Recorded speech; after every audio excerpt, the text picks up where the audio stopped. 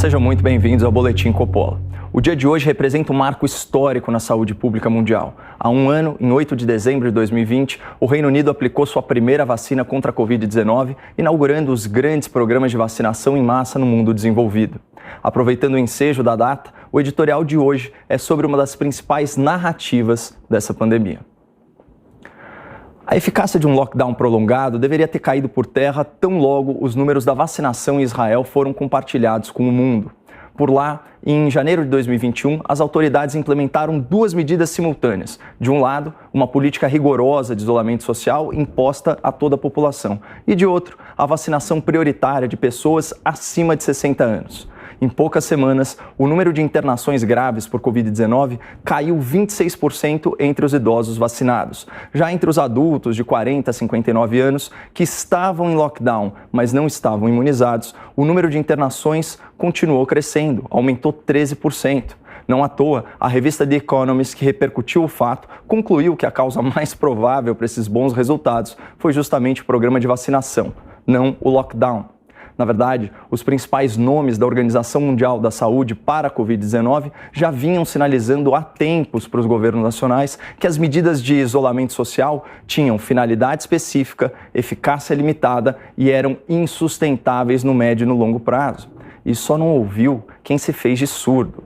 Por isso, eu vou citar algumas declarações oficiais que escancaram a irresponsabilidade dos jornalistas, dos influenciadores e das autoridades brasileiras que abraçaram, sem o razoável questionamento, essa teoria da eficácia prolongada do isolamento social horizontal e generalizado. Vamos começar pelas colocações do emissário especial da Organização Mundial da Saúde para a Covid-19, o Dr. David Nabarro. Esse renomado médico inglês, consultor, colaborador da OMS há décadas, fez as seguintes observações já nos idos de outubro de 2020. Aspas. Nós, da Organização Mundial da Saúde, não defendemos o lockdown como principal meio de controle do vírus. O único momento em que nós acreditamos que o lockdown se justifica é para ganhar tempo para reorganizar, reagrupar e balancear recursos, para proteger os profissionais da saúde que estão exaustos. E ao contrário de certos governos, prefeituras e tribunais, o emissário da OMS demonstrou preocupação e sensibilidade com a situação dos mais vulneráveis. Aspas novamente. Veja o que está acontecendo com os níveis de pobreza. Podemos ter uma duplicação da pobreza mundial e uma duplicação da desnutrição infantil, porque as crianças não estão recebendo refeições na escola e os seus pais, em famílias pobres, não têm condições de pagar. Aliás, palmas, parabéns aos inimigos da educação pública na imprensa, na política e especialmente nos sindicatos dos professores. Graças ao empenho de vocês, segundo o levantamento oficial da OCDE, o Brasil se tornou recordista mundial do fechamento de escolas durante a pandemia. Em 2020, foram 178 dias sem aulas presenciais na pré-escola e no ensino fundamental. Um período 3 vezes maior que a média dos países desenvolvidos. Mas a luta continua, camaradas. 7 estados brasileiros ainda não definiram se voltarão com as atividades escolares de forma integral em 2022. Então, não percam essa oportunidade de prejudicar um pouco mais os jovens que frequentam o ensino público. Aliás, vejam só, segundo o Datafolha, a reabertura desigual das escolas desfavorece principalmente negros e pobres que moram no norte e nordeste. Então, mais uma vez, parabéns à militância do Fique em Casa.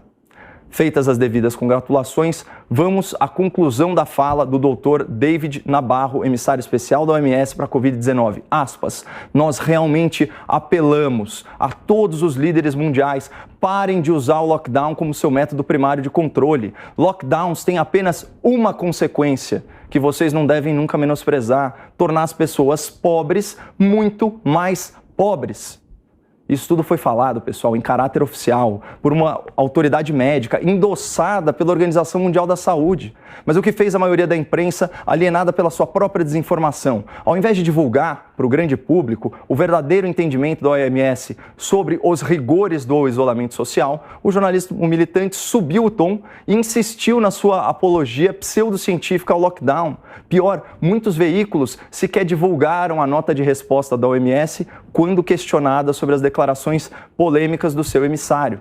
Por isso, com perdão da contradição, eu trago para vocês uma notícia velha em primeira mão. Esses são alguns trechos do comunicado oficial de outubro de 2020. Aspas.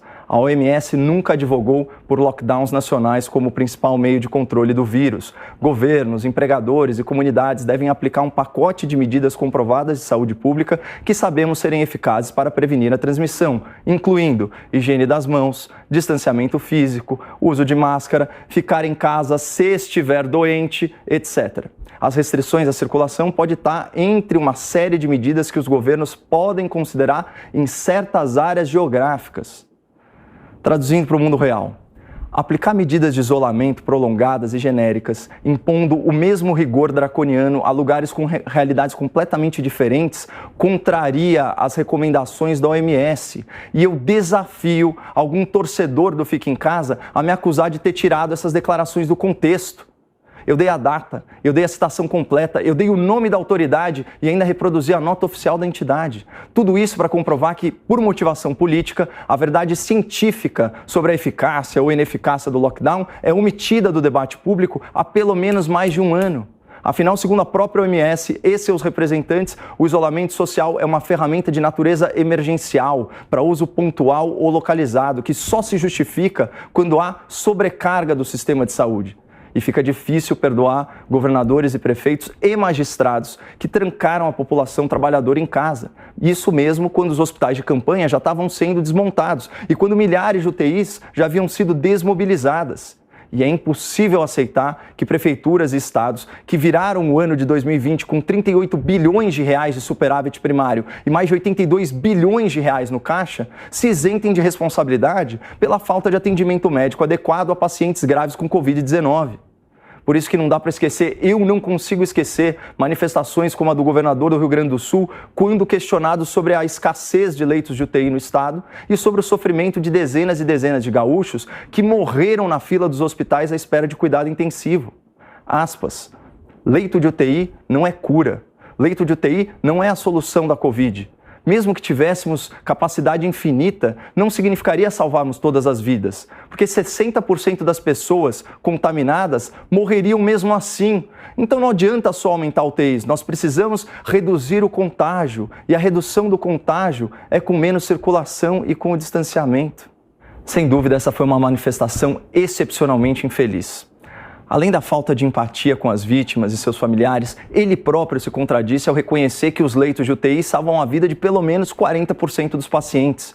E isso já deveria bastar para persuadir o governador a investir mais no tratamento intensivo contra a Covid. Até porque, à época, as contas do Rio Grande do Sul estavam no azul.